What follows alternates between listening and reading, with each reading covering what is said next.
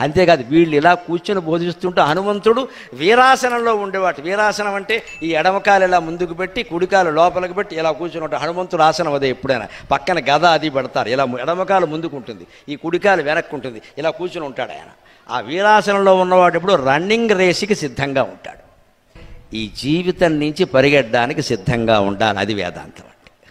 వీరుడు అంటే ఎంతసేపు అక్కడ ఉండేవాడు కాదమ్మా, అవసరం లేని దాన్ని వదిలేసేవాడు కూడా వీరుడే. నీకు అక్కర్లేదు వదిలేయి, అదే వైరాగ్యం.